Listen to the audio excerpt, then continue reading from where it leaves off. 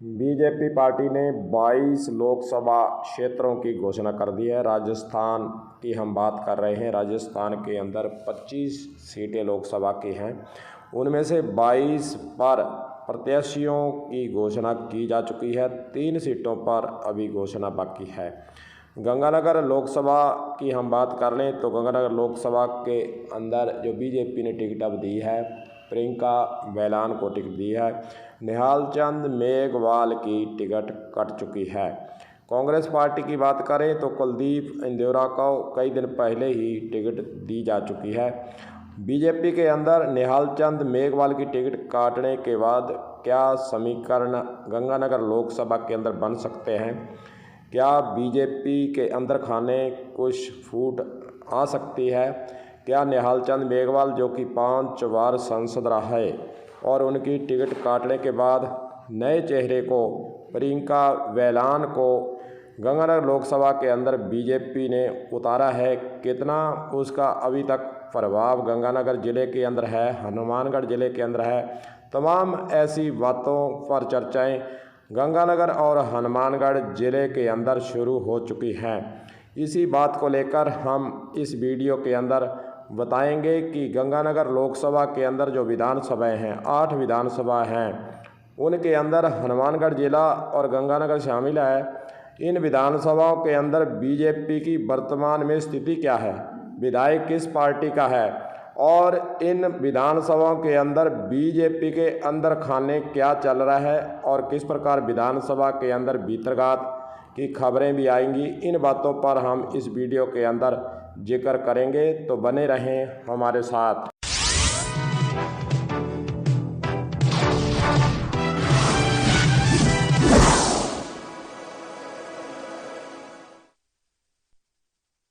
चलिए पहले फिर कांग्रेस और बीजेपी ने जो लोकसभा गंगानगर के अंदर कैंडिडेट उतारे हैं उसका थोड़ा सा जिक्र कर लेते हैं। कुलदीप इंदौरा जो कि जिला प्रमुख और प्रियंका वेलान जो कि नगर पालिका अनूपगढ़ की अध्यक्ष बीजेपी के अंदर हैं और कांग्रेस पार्टी से कुलदीप इंदौरा हैं। इनके पिताजी काफ़ी लंबे समय तक कांग्रेस पार्टी से जुड़े रहे, मंत्री भी रहे और केसरी सिंहपुर विधानसभा से इनके पिताजी चुनाव लड़ते रहे हैं। वहीं दूसरी ओर कुलदीप इंदौरा के द्वारा विधानसभा के लिए टिकट भी मांगा, लेकिन उस वक्त कुलदीप इंदौरा को टिकट नहीं दिया और अब वर्तमान समय में कांग्रेस पार्टी ने कुलदीप इंदौरा पर अपना दांव खेला है और प्रियंका वेलान मात्र अभी तक अनूपगढ़ नगर पालिका की अध्यक्ष हैं और उनका जो क्षेत्र है वो अनूपगढ़ क्षेत्र ही रहा है। वैसे कुलदीप इंदौरा भी अनूपगढ़ क्षेत्र से ही टिकट कांग्रेस की मांग रहे थे। दोनों का प्रभाव की अगर बात करें तो कुलदीप इंदौरा जो है वो कांग्रेस पार्टी में लंबे समय तक कई पदों पर रहे हैं और हैं भी। और बीजेपी की बात करें तो प्रियंका वेलान का जो क्षेत्र है जहाँ उनका प्रभाव है, हनुमानगढ़ ज़िले की बात कर लें चाहे हम गंगानगर ज़िले की बात कर लें, उनका प्रभाव कुलदीप इंदौरा की बजाय अभी तक कम ही नज़र आ रहा है। जनता ऐसा ही कहती नज़र आ रही है।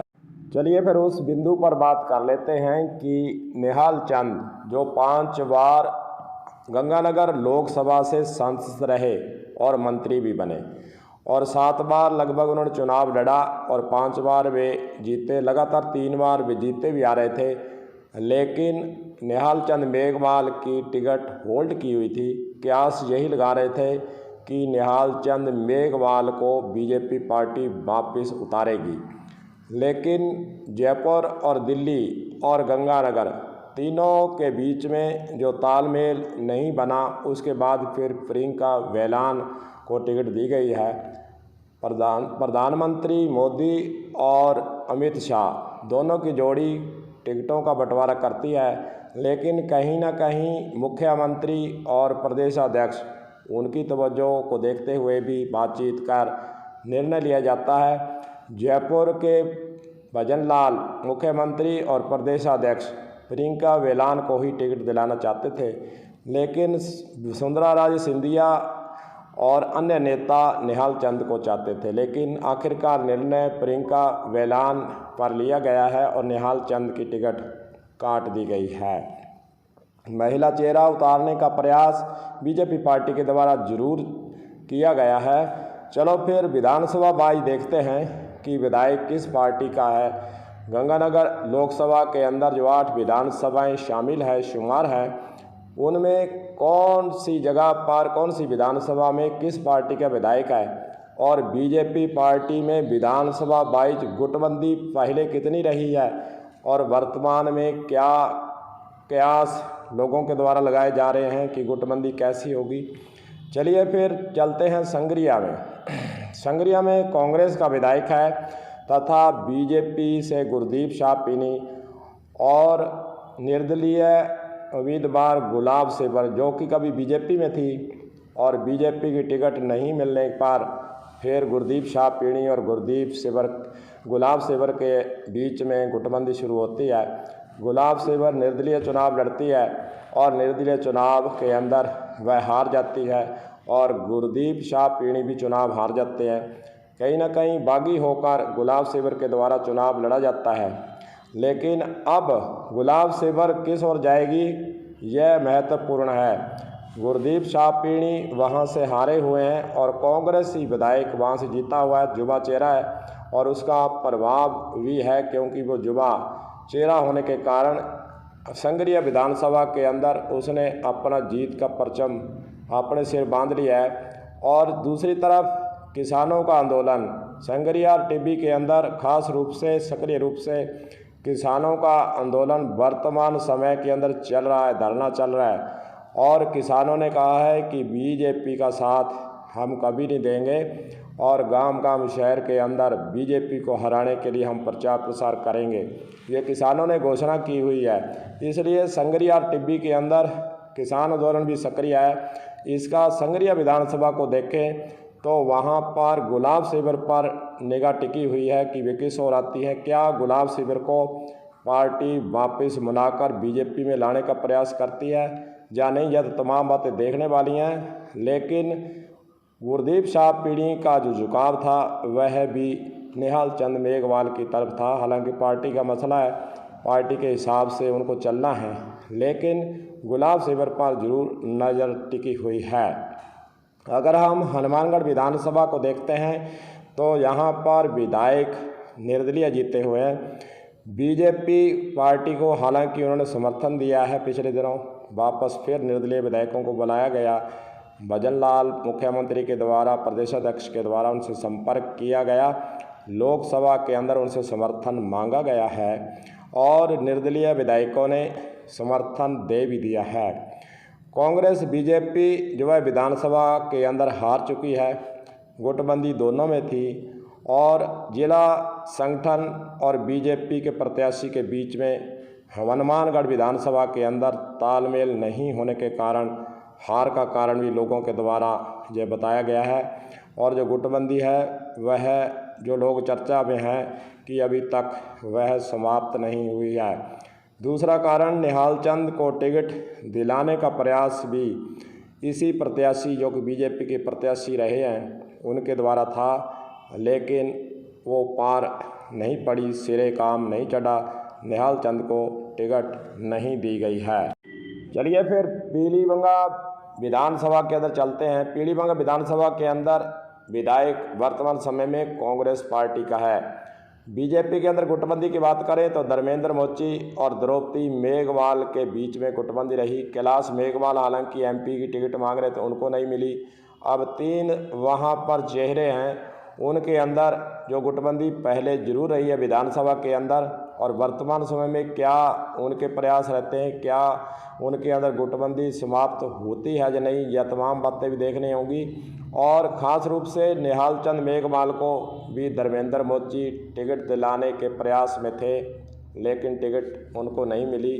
धर्मेंद्र मोची का हालांकि बीजेपी के साथ जुड़ाव है और वे पार्टी के साथ ही जुड़े रहे हैं, पर देखना यह होगा कि आगे पीलीभंगा क्षेत्र के अंदर जो गुटबंदी थी उसको समाप्त कर किस प्रकार जो बीजेपी से कैंडिडेट उतारा है उसके पक्ष में वोटिंग करने के लिए लोगों के प्रचार प्रसार में उतरते हैं।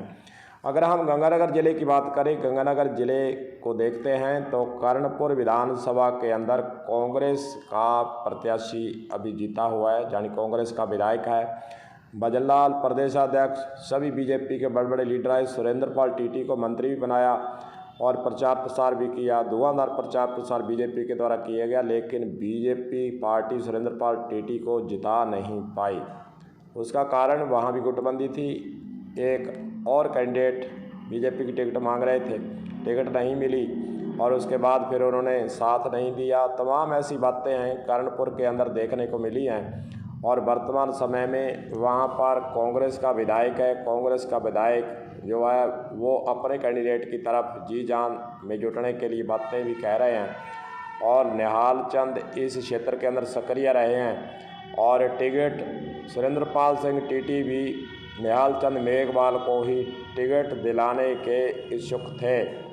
टिकट नहीं मिली, उनको भी निराशा जरूर मन के अंदर उनकी होगी कि जिस व्यक्ति को हम टिकट दिलाना चाहते थे उसको नहीं मिली है। रायसनगर जो कि निहाल चंद मेघवाल का स्वयं का वहाँ पर क्षेत्र है, गांव है, उसी पर वे निवास करते हैं, वहाँ पर उनका प्रभाव जरूर रहा है। और रायसनगर के अंदर वर्तमान की बात कर लें तो कांग्रेस पार्टी का विधायक वहाँ से जीता हुआ है और कांग्रेस पार्टी का विधायक होने के कारण प्रियंका वेलान की राहें वहाँ पर भी आसान नहीं होगी। सूरतगढ़ विधानसभा की तरफ देखते हैं तो सूरतगढ़ विधानसभा के अंदर भी कांग्रेस पार्टी का विधायक जीता हुआ है।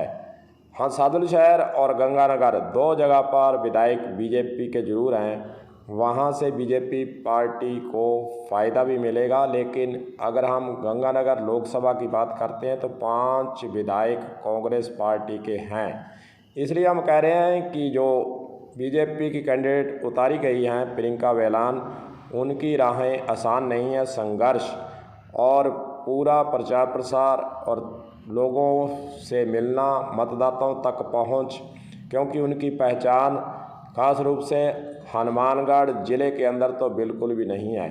गंगानगर के अंदर हो सकती है ज़िले के अंदर, लेकिन हनुमानगढ़ में तो उनके चेहरे को कोई जानता भी नहीं है। निहाल चंद मेघवाल जो कि 5 बार यहाँ से सांसद रहे हैं, उनका चेहरा और उनका मेलजोल, उनका लगाव और मतदाताओं तक पहुँच यह जरूर रही है, लेकिन बीजेपी पार्टी ने उनकी टिकट को काट दिया है और नया चेहरा, बहिला चेहरा यहाँ पर उतारा गया है। और देखने वाली बात यही है कि हनुमानगढ़ ज़िले के अंदर जो चेहरा लोगों ने नहीं देखा है, पहली बार चेहरा देखें, कितना उनकी तरफ झुकाव होता है, कितना वे लोगों को प्रभावित कर पाती हैं, यह बातें तो देखने वाली होंगी। और वहीं कांग्रेस पार्टी के 5 विधायक कांग्रेस के हैं, वह उत्साहित भी है और चर्चा में भी है कि कांग्रेस पार्टी कह रही है कि हमारा कैंडिडेट 5 विधायक जो हैं वे मिलकर एक साथ काम करेंगे और गंगानगर लोकसभा सीट पर हम अपना जीत का परचम लहराएंगे।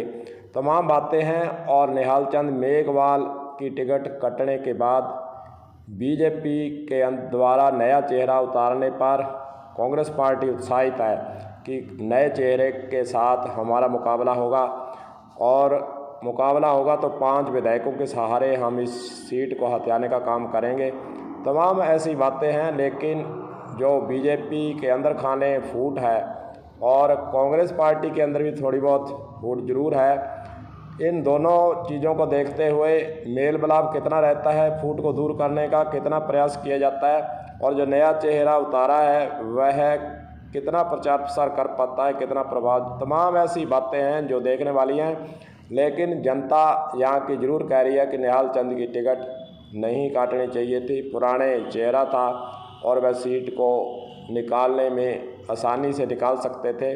देखते हैं आगे कौन चेहरा यहाँ से सांसद की सीट तक पहुँचता है। तमाम बातें देखने वाली होंगी और आगे आने वाले समय में क्या हनुमानगढ़ गंगानगर के अंदर नेताओं के अंदर जो खटास है, जो मनमुटाव है, जो दरार है, उसको पाटने का काम होता है या नहीं, यह भी बातें देखने वाली होंगी।